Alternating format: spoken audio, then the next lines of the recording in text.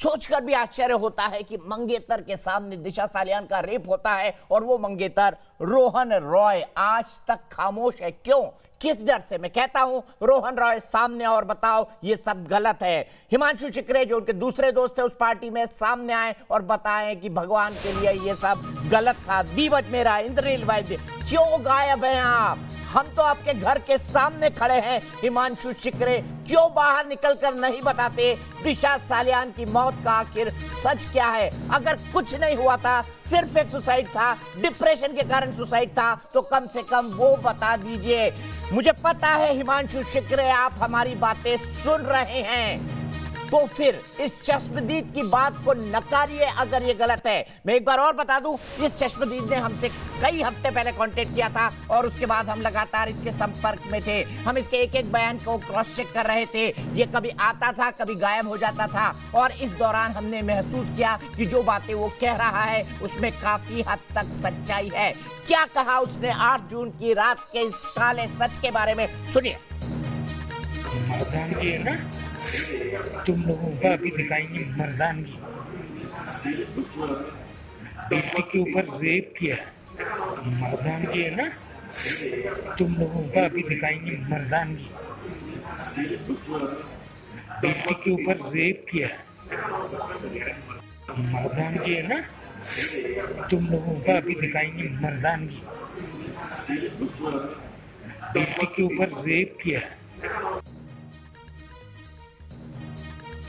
तो news nation की एक खबर आज पूरा देश देख रहा है। पूरा देश देख रहा है दिशा सालियान की मौत का सच क्या है। आज पूरा देश देख रहा है कि दिशा सालियान के साथ किस तरह की हैवानियत हुई है। आज पूरा देश देख रहा है कि उसके बॉयफ्रेंड और मंगेतर रोहन रॉय, उसके दोस्त हिमांशु शिकरे, दीपज मेहरा और इंद्रनील वैद्य क्यों खामोश है। न्यूज नेशन ये सवाल उठा रहा है चारों दोस्तों के सामने। न्यूज नेशन ये सवाल उठा रहा है रोहन रॉय के सामने कि आप खामोश क्यों हैं, क्यों गायब है रोहन रॉय? सामने आकर बताएं कि उनकी मंगेतर की मौत का असली सच क्या है। हमने इसीलिए इस चश्मदीद की बयान को सामने लाया क्योंकि इनके चारों दोस्त अनअवेलेबल हैं, भाग रहे हैं। हिमांशु शिकरे अपने घर में है लेकिन छुप गया है। पुलिस बुला के बोल रहा है कि मुझे पत्रकारों से जान की खतरा है। इस बीच बिहार के डीजीपी ने हमारी खबर देखी, न्यूज नेशन की खबर देखी, लाइव देखी और उन्होंने कहा उन्हें पहले से इस बात का शक था। उसको देखा जाना चाहिए।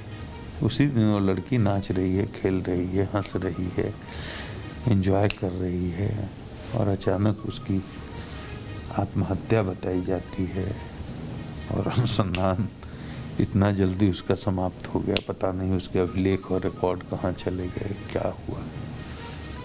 तो कुल मिलाकर के संदेह की सुई तो घूमती है। सीधे मैं चलता हूं, मेरे सहयोगी मेरे साथ जुड़े हुए हैं। रोमानुल्लाह खान जुड़े हुए हैं हिमांशु शिकरे के घर से। इसके अलावा मेरे साथ जुड़े हुए हैं पंकज जो कि इस वक्त दीपज मेहरा के घर पे हैं। मेरे साथ राकेश पांडे हैं जो इस वक्त दिशा सालियान और रोहन रॉय के घर पर हैं। मेरे साथ अमरनाथ मिश्रा जी हैं जो कि एक फोरेंसिक एक्सपर्ट हैं। मैं उनको सीधे सीन में लाऊंगा क्योंकि उनकी बात अब बेहद महत्वपूर्ण हो जाती है। दिल दुख रहा है इस खबर को पढ़ते हुए कि कोई अपनों के साथ किसी को ऐसा क्यों करने देता है। मृत्युंजय सिंह साहब है, बिहार पुलिस एसोसिएशन के अध्यक्ष हैं। सबसे पहले अमरनाथ जी, मैं चाहता हूं कि आप मौका वारदात को देखें। राकेश पांडे के पास चलता हूं। राकेश, एक वॉक थ्रू दिखाइए ताकि अमरनाथ जी देखकर समझ सकें कि अगर दिशा के साथ ये जो कुछ हुआ है, जो चश्मदीद बता रहा है, तो पुलिस ने यहां पर किस किस तरह की गलतियां की है। राकेश, सीधे आपके पास।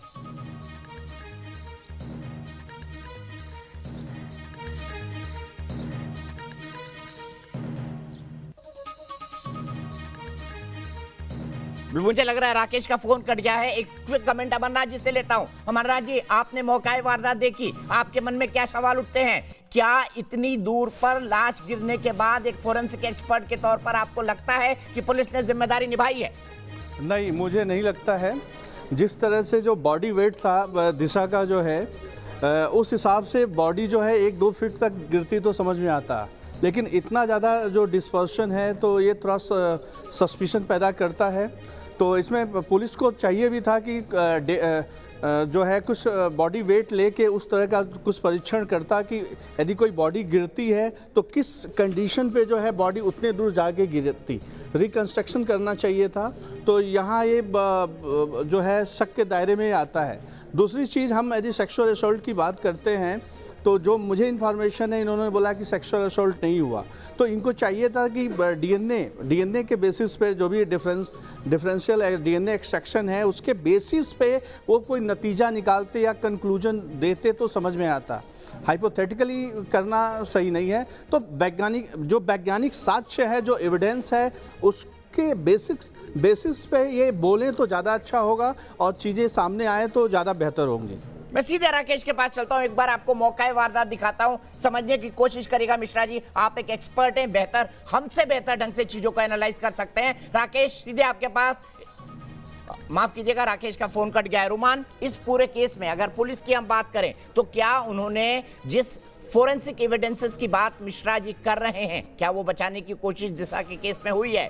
कैसा हुआ उनका पोस्टमार्टम? कई लोग कह रहे थे कि उनकी लाश पर कपड़े नहीं हैं, इस पर भी चश्मदीद ने कुछ कहा है, वो हम आपको बताएंगे। लेकिन आप क्या कहते हैं इन्वेस्टिगेशन और उसके लूप होल्स के बारे में? देखिए, दिशा की मौत होती है 8 तारीख को। 9 तारीख को ही उसके फियांसे उसके फ्यूनरल की घोषणा कर देते हैं। 11 तारीख को पोस्टमार्टम होना था। अंदाज़ा लगा सकते हैं कि क्या घालमेल हुआ होगा। दूसरी चीज़ ये कि दिशा सालियान का मोबाइल फ़ोन जो कि जब्त कर लेना चाहिए था, उसकी इलेक्ट्रॉनिक डिवाइसेस तमाम जब्त कर लेनी चाहिए थी, जिसका एनालिसिस करके पता चलता कि वो क्या सोच रही थी। क्या सच में सुसाइड है, कहीं इस मोबाइल में या उसके किसी और चीज़ में कोई सुसाइड नोट तो नहीं है? लेकिन नहीं, उसका फ़ोन भी लगातार इस्तेमाल होता रहा 17 तारीख तक। नक्शा ही से नहीं बनाया गया और यही कुछ सुशांत के पोस्टमार्टम में भी किया गया। सीधे तौर पर मैं बताना चाहूँगा कि एम्स के डॉक्टर की पैनल रिपोर्ट ने सुशांत के पोस्टमार्टम रिपोर्ट के ऊपर इतने सवालिया निशान उठाए हैं और साफ तौर पर कहा है कि फॉरेंसिक फॉर्मेलिटीज़ तक को पूरा नहीं किया गया। तो क्या अंदाज़ा लगाया जा सकता है कि किस तरीके से फॉरेंसिक एविडेंसेस जुटाए गए होंगे, किस तरीके से पीएम हुआ होगा? सीधे तौर पर अब तक जो चीज़ें सामने आई हैं, सीधा आरोप है कि मुंबई पुलिस ने और फॉरेंसिक डॉक्टर्स ने पूरे केस के तमाम एविडेंसेस को तबाह किया है, नेस्त नाबूद किया है, बर्बाद किया है। अब सिर्फ सर्कमस्टेंशियल एविडेंसेस बचे हुए हैं, जिसको जोड़ने की कोशिश में सीबीआई की टीम जुटी हुई है। सीधे तौर पर इस सर्कमस्टेंशियल एविडेंसेस ही इतने पुख्ता हैं कि उससे पता चलता है कि जो डायरेक्ट एविडेंसेस थे वो कितने मजबूत रहे होंगे। डायरेक्ट एविडेंस और सर्कमस्टेंशियल एविडेंस। राकेश हमारे साथ जुड़ गए हैं। राकेश, मौका वारदात दिखाइए अमरनाथ जी के लिए। और दूसरा सवाल विकास से ये पूछिए कि मुंबई पुलिस ने इन्वेस्टिगेशन कैसे की, स्टेज पर क्लोज किया और फोरेंसिक के हिसाब से क्या क्या लूप होल रहा है इसमें, क्योंकि अमरनाथ जी उसको बेहतर ढंग से विश्लेषण कर पाएंगे। लेकिन इस वक्त मैं आपको बता दूं, एक ब्रेकिंग न्यूज है राकेश, उसके बाद आप आइएगा। ट्विटर पर टॉप ट्रेंड बन चुका है। राकेश, मुझे देखकर बताइए आप कितने ट्वीट्स हो चुके हैं। ट्विटर पर टॉप ट्रेंड बन चुका है दिशा सालियान पर न्यूज नेशन का खुलासा। #एक्सपोज दिशा सालियान केस को देश का समर्थन ट्विटर पर ट्रेंड कर रहा है न्यूज नेशन का खुलासा। अब तक 85,000 लोगों ने ट्विटर हैंडल पर न्यूज नेशन के खुलासे से जुड़े हैं और लगातार ट्वीट कर रहे हैं। राकेश, इसका भी अपडेट दीजिए और वॉक थ्रू बताइए ताकि अमरनाथ मिश्रा जी एक्सप्लेन कर सकें कहां-कहां लैप्सेस हैं जो साफ दिखाई देते हैं हमारी इस इन्वेस्टिगेशन के बाद। जितनी देर में आपने 85,000 बोला, उतनी देर में 5,000 और बढ़ गए और अब 90,000 ट्वीट हो गए हैं। लगातार मेरी नजर इस पर है जो ट्रेंड कर रहा है। जो बड़ी बात आपने एक बात और कही दीपक जी, मुंबई पुलिस ने क्या इन्वेस्टिगेशन की? मैं तो कह रहा हूं मुंबई पुलिस ने इन्वेस्टिगेशन की ही नहीं, थोड़ी सी इंक्वायरी की थी। जो सुप्रीम कोर्ट की टिप्पणी थी सुशांत केस में कि सिर्फ इंक्वायरी की है, इन्वेस्टिगेशन नहीं की है मुंबई पुलिस ने। और अब जो चश्मदीद ने बड़ा खुलासा किया है, वो खुलासा इस बात की ओर साबित करता है कि मुंबई पुलिस ने लिपापोती की है, मुंबई पुलिस लोगों को बचाने में लगी है। बहुत कुछ ऐसा खेल हुआ था जो पर्दे के पीछे था, काला सच था। ये रीजेंट गैलेक्सी अपार्टमेंट है, 14वां फ्लोर। इस बाउंड्री वॉल से वो दीवार की दूरी आपको दिखाई दे रही है करीब 10 फीट। वहां से यहां शरीर आकर गिरता है, ये करीब 10 फीट है। और सोचकर घिन आ रही है। वाकई आपने ठीक कहा, कोई इंसान इतना बेगैरत कैसे हो सकता है? उसकी मंगेतर के साथ इतना कुछ हो गया, वो शांत बैठा है, उससे अब तक सामने आ जाना चाहिए था। उससे अपनी जान की बाजी अपने उस मंगेतर के लिए लगा देनी चाहिए थी जिसने उसके साथ 7 फेरों के सपने देखे थे, जिसने उसके साथ जिंदगी बिताने के सपने देखे थे, जिसने अपनी जिंदगी का ताना बाना उसके साथ बुन लिया था। उसके लिए कम से कम उसे आ जाना चाहिए था। ठीक है, जिंदगी रिस्क पर लगती क्योंकि बड़े लोग इसमें शामिल हैं। जो बात कही जा रही है, विकास आप फटाक से आ जाइए। विकास आप आ जाइए। बड़ा खुलासा, सुशांत सालियान का रेप हुआ था। रेप के बाद शरीर को फेंक दिया गया, जो अब दावा किया चश्मदीद ने। आप सबसे पहले ये बताइए, चश्मदीद का एक एक खुलासा, फ्लैट की लोकेशन, दीवार की लोकेशन, लिफ्ट की लोकेशन, उसकी गाड़ी से बाहर निकलने की लोकेशन, कैसे उसकी सारी बातें एक एक करके सच है सिलसिलेवार तरीके से। एक के बाद एक ये सारी चीजें मैं तस्वीरों के जरिए दिखाना चाहता हूं। मैं मेरे वीडियो जर्नलिस्ट आरिफ से गुजारिश करूंगा कि इस बिल्डिंग की सबसे पहले लॉबी दिखाएं, जिसका जिक्र हमारा चश्मदीद जो है हमारे चैनल पर कर रहा है कि किस तरीके से वो जब 9 से 9:30 के दरमियान यहाँ पर पहुंचा, तो इसी लॉबी के में घुसते ही जो बाईं तरफ लिफ्ट है उसको पकड़कर वो 14वीं फ्लोर पर जाता है। फिर वो कहता है कि जैसे ही मैं लिफ्ट से बाहर निकला, मेरे दाहिनी तरफ राइट हैंड साइड में वो फ्लैट था 1401 नंबर का। और जो आरिफ इधर आ जाइए, आरिफ इधर आ जाइए, और जो उसने कहा कि उसकी गाड़ी निकली थी और उसे बांद्रा भेज दिया गया था, वो भी लोकेशन बताइए, क्योंकि ये सारी कड़ियां साबित कर रही हैं कि जो उसने खुलासे किए हैं वो सारे सही हैं। मैं बिल्कुल यही बताना चाहता हूँ। देखिए, ये कैंपस है, ये इस गेट के उस पार से तस्वीरें मैं दिखाता हूँ। ये कैंपस है जिसका जिक्र चश्मदीद कर रहा है। दरअसल इस लॉबी के पीछे से उसे कार में बिठाया गया और यही वो आउट गेट है जहाँ से वो निकलने का जिक्र कर रहा है। ये आउट गेट है, यहाँ से निकलकर जबरदस्ती उसे यहाँ से भगाया गया। एक टाटा इंडिगो कार बुक की गई, उसे इस आउट गेट से निकालकर यहाँ से बांद्रा की तरफ रवाना कर दिया गया। मतलब ये सब कुछ जो हो रहा था, ये 9 बजे से लेके रात के 1-1:30 बजे के बीच में हो रहा था, और जो एक के बाद एक क्रमबद्ध तरीके से हमारा चश्मदीद हमारे चैनल पर बता रहा है, वो सारी चीज़ें यहाँ पर फैक्ट साबित हो रही हैं। सबसे पहले तो ये लॉबी से जैसे ही अंदर घुसते हैं, अभी लिफ्ट के बाद फ्लैट की लोकेशन, उसके बाद गाड़ी जहाँ जिस तरीके से उसकी निकलती है, बिल्कुल, तो उस पर शक करने की कोई गुंजाइश नहीं बची। एक और बात जो दीपक जी ने कही, फॉरेंसिक एक्सपर्ट के लिए जो अहम होगी, ये बाउंड्री वॉल से जो दीवार दिखाई दे रही है विकास, वो दीवार करीब 10 फीट, उसके बाद 10 फीट की ये दूरी जहां पर आकर उसकी बॉडी गिरती है। और आप ये देखिए, जो बॉडी गिरी है, ये स्ट्रक्चर जो बना हुआ था, आरिफ दिखाइए जरा, ये स्ट्रक्चर जो यहाँ पर आपको दिखाई दे रहा है, ये स्ट्रक्चर दरअसल यहाँ तक था। ये जो हिस्सा अगर टूटा है, ये दिशा सलियन का शरीर गिरने के बाद ये हिस्सा टूटा है। तो 20 फीट दूर आकर विकास, बिल्कुल यही तो बात शक पैदा करती है कि ये कोई खुदकुशी का मामला नहीं है, बल्कि बल प्रयोग किया गया है, उछालकर फेंका गया है, और तभी तो इतना डिस्टेंस कवर होता है। इमारत वहां पर है, इमारत के कैंपस से बाउंड्री वॉल 10 फीट की दूरी पर है। और उसके बाद यहाँ पर मैं बता दूं, घटना के दिन यहाँ पर एक लाल रंग की गाड़ी खड़ी थी, इधर इसी पैसेज में, यहीं पर। और हाँ बिल्कुल यहीं पर, और इत्तफाकन वो डेड बॉडी उछालकर जो फेंकी जाती है, वो वहां से यहाँ गिरती है इस कंक्रीट के स्ट्रक्चर पर, और ये जो डैमेज हुआ है दरअसल उसी वजह से हुआ है। तो ये चीजें दिखाती हैं कि कहीं ना कहीं घालमेल था।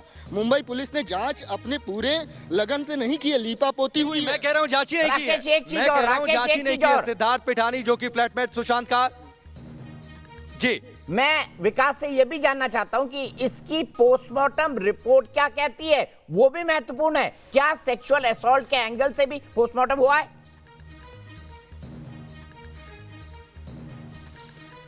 बिल्कुल, पोस्टमार्टम रिपोर्ट में क्या बड़ी बातें हैं विकास? पोस्टमार्टम रिपोर्ट में सबसे पहले ये कहा गया है मल्टीपल इंजरीज जो कि अलग अलग हिस्सों में पाई गई, कोहनी टूटी हुई थी। इसके अलावा ये भी बताया गया है कि हेड इंजरी थी। स्वाभाविक है, इतने ऊंचाई से अगर कोई गिरता है तो सिर के बल चोट लग सकती है। इसके अलावा जो सबसे जो शक पैदा करने वाली चीज़ थी उस पोस्टमार्टम रिपोर्ट में, उसमें कुछ घाव ऐसे ज़रूर थे जो कि मौत से पहले लगे हुए हो सकते हैं, ऐसा शक था। और जो इस बात को भी साबित करेंगे कि दुष्कर्म हुआ था, रेप हुआ था। जी बिल्कुल, देखिए वैजिनल स्वाब उनका लिया गया था, लेकिन उसके बाद जिस तरीके से पूरे मामले को दबाने की कोशिश की गई, मीडिया के सामने एक ऐसा सन्नाटा फैला दिया गया, ऐसी चुप्पी धारण कर ली गई जैसे ये मामूली सा खुदकुशी का मामला था। ओपन एंड यहाँ पर एक बात मुझे अभी याद आ गई दीपक जी, नारायण राणे हमारे मेरे साथ जुड़े हुए थे, न्यूज नेशन पर नारायण राणे जुड़े हुए थे, उन्होंने भी इन चोटों का जिक्र किया था। उनके पास दिशा सलियन की पोस्टमार्टम रिपोर्ट थी, उन्होंने कहा था कि वो आगे एजेंसियों को देंगे, ये बड़ी बात उन्होंने कही थी नारायण राणे ने। हालांकि सुशांत को लेकर जब मैंने सवाल किया था तो उन्होंने बोला मेरे पास सिर्फ जो पोस्टमार्टम रिपोर्ट की कॉपी है वो दिशा सलियन के पोस्टमार्टम रिपोर्ट की कॉपी है, सुशांत के पोस्टमार्टम रिपोर्ट की कॉपी नहीं है। लेकिन उन्होंने शक पैदा किया था। विकास, अगला सवाल, अब तो लिंक साफ हो गया सुशांत मौत और दिशा सलियन की मौत में। सिद्धार्थ पिठानी ने बयान दिया है। जी दीपक जी। राकेश, मैं आपको रोकूंगा कि मुझे ब्रेक लेना है, 2 एक्सपर्ट बाकी हैं जिनका कमेंट में नहीं ले पाया हूं। फिर आता हूं 6 बजे आपके पास, तब तक आप तैयारी करिए, वहां पर दिखाइए और क्या एक्स्ट्रा हम वहां से दिखा सकते हैं। सीधे चलता हूं मृत्युंजय सिंह जी के पास। मृत्युंजय सिंह जी, इस खुलासे के बाद आप क्या कहेंगे? सुबह से लगातार आप इस खुलासे के साथ जुड़े हुए हैं, एक पुलिस अधिकारी के तौर पर आपका इंस्टिंक्ट क्या कहता है?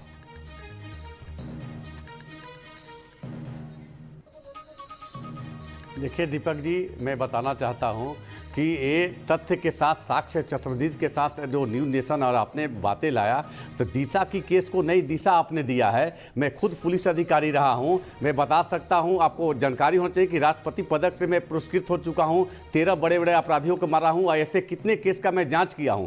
जितने तथ्य के साथ आपने चश्मदीद, वो आई विटनेस है, वो आने वाले कल में एक नई दिशा देगा, नई जांच देगा। और साथ ही आपके जो पत्रकार मीडिया के हैं, वो दिखा रहे हैं कि छत से गिरने के बाद दूरी क्या है, आप सही चीज दिखा रहे हैं। और ये आज के डेट में मैं कहना पुलिस वाले हूं कि कहीं ना कहीं चश्मदीद और आपके दिखाए हुए जगह जो घटना स्थल है उसको दिखा रहे हैं, तो ये केस दूसरे तरफ जा रहा है। और संदेश जो शक था, वो बिहार पुलिस जा रही थी जांच करने के, रोका जा रहा था मुंबई पुलिस के द्वारा। ये निश्चित तौर पर है कि कहीं ना कहीं इसमें बड़े चेहरे हैं, और पूरी घटना सुशांत सिंह राजपूत का दिशा का जुड़ा हुआ तार है। और सीबीआई वो इस तथ्य को लाएगा, और आपके चश्मदीद जब सीबीआई को बयान देंगे तो साक्ष्य के रूप में हुआ, न्यायालय उस साक्ष्य को मानेगा, आई विटनेस है। और निश्चित तौर पर ये देश के जो लाखों लोग हैं, बिहार की सरकार और सीबीआई के जो जांच दिया गया, इस सारा देश के लोग देखेगा। और इसके लिए सभी माने में आपके जैसा लोग सम्मानित व्यक्ति, जो आज मैं मीडिया में, आप दीपक चौरसिया जी ऐसा आपका नाम है, जब मैं पढ़ता था, नाम सुनता था, आपने आज साबित कर दिया कि तथ्य के आधार पर जो आपने आज दिखलाया है, एक नई दिशा मिली है। आप बधाई के पात्र, शुभकामना आपको मैं देता हूं, और आपने एक नई चीज ला दिया है, और देश आपको जय जयकार करेगा। मैं बता दूं, राकेश पांडे उसी स्पॉट को बता रहे हैं जिसकी सिंह साहब बात कर रहे हैं। राकेश पांडे उसी स्पॉट को बता रहे हैं। देखिए किस तरह से लगभग 10 से 12 फीट दूर दिशा की बॉडी गिरी है, और कैसे वहां पर एक बड़ा छेद हो गया है, पूरी सीमेंट वहां की उखड़ चुकी है। और ये दिशा की बॉडी के गिरने के चलते, जैसे हमारे संवाददाता विकास श्रीवास्तव ने बताया, वहां पर ये गड्ढा हुआ है। इससे पहले पूरा स्लोप हुआ करता था। सीधे मैं चलूंगा, मेरी मित्र अंबर जैदी यहां पर जुड़ी हुई है। अंबर, क्या कहेंगी इसके बाद? मेरे पास सवाल पूछने के लिए अब शब्द नहीं बचे। जो राकेश जी ने बातें बताई, उसी को मैं आगे बढ़ाते हुए एक बात कहना चाहती हूँ। दिनेश रॉय जी फॉरेंसिक साइंस एक्सपर्ट हैं। उन्होंने अपने एक बयान में ये बात कही है कि दिशा के शरीर पर 2 तरीके के घाव मिले हैं। एक वो जो कि गिरने से पहले, और एक वो जो गिरने के बाद उनके शरीर पे घाव बने हैं। तो पूरी संभावना है कि उनके साथ कुछ ना कुछ जबरदस्ती हुई थी। उन बड़े बड़े तथ्यों को पुलिस ने पूरी तौर से अनदेखा किया। आप देखिए, क्राइम सीन को रिक्रिएट नहीं किया गया, उसको पूरी तरीके से कॉर्डन ऑफ नहीं किया। वहां से कोई अहम जो तथ्य जानकारियां हो सकती थी वो नहीं जुटाई। इस केस को पूरी तरीके से दबाया गया, उनकी फाइल को डिलीट किया गया। यहाँ तक कि सुशांत के केस में एफआईआर का ना होना, और बिहार पुलिस का जांच करना, उसके खिलाफ जाना, कहीं ना कहीं ये दिखाता है कि इसमें बड़े नाम शामिल हैं। जो कि मैं आपको और आपके चैनल को बधाई देती हूँ कि आपने दिशा के लिए आवाज उठाई है, क्योंकि कहीं ना कहीं उनका मामला पूरी तरीके से दब गया है। और आप और आपकी पूरी टीम इतनी मुस्तैदी से काम कर रही है। एक एक बिंदु पर आपने पूरी तरीके से काम किया है, एक एक चीज को बताया है कि किस तरीके से। आप देखिए, 22 से 24 फीट की दूरी है बिल्डिंग से बाहर तक के रोड तक की, जहाँ पे स्लोप पे आके दिशा की बॉडी को फेंका गया। तो पॉसिबल नहीं है कि कोई छलांग लगाए और इतनी दूर तक आ जाए। तो कहीं ना कहीं समझ में आता है कि कई लोगों ने उनको उठा के फेंका है बाहर। तो इतनी बड़ी चीजों को नजरअंदाज करना, पुलिस की जांच ना करना, तो कहीं ना कहीं शक के दायरे में लोगों का जो शक था वो कहीं ना कहीं सच होता नजर आ रहा है। ठीक है अंबर, मैं इसी बात पे फिलहाल एक ब्रेक लूंगा, ब्रेक के बाद वापस आऊंगा। जाइएगा मत, अभी बड़ी बाकी बातें हैं। वहां पर रेप हुआ दिशा के साथ, रोहन रॉय क्या कर रहा था, उसका दोस्त हिमांशु शिकरे क्या कर रहा था, दीप अजमेरा क्या कर रहा था, इंद्रनील वैद्य क्या कर रहा था, क्या कर रहे थे ये लोग, क्यों गायब है ये लोग, ये सवाल पूछ रहा है न्यूज़ नेशन। और मुंबई पुलिस के आईओ जिसने इस केस की तफ्तीश की है, वो भी मेरे साथ लाइन पर आ जाए। मुंबई पुलिस के पीआरओ आ जाए। अगर उनको कोई कंफ्यूजन है या हम कोई गलती कर रहे हैं तो कृपया दूर कर दे, हमें करेक्ट कर दे। हम यही जानना चाहते हैं कि दिशा के साथ ये अनफॉर्चुनेट चीजें नहीं हुई थी। मन भरोसा नहीं कर रहा है। वो जो चश्मदीद था वो भी रो रहा था लगातार रो रहा था। और बताएंगे पार्टी में दिशा के साथ क्या हुआ, किसने फेंका या दिशा खुद कूदी, चौधरी मंजुल से क्या उसे फेंका गया था, किस तरीके से दिशा की जीवन लीला समाप्त की गई असमय, बताएंगे इस ब्रेक के बाद।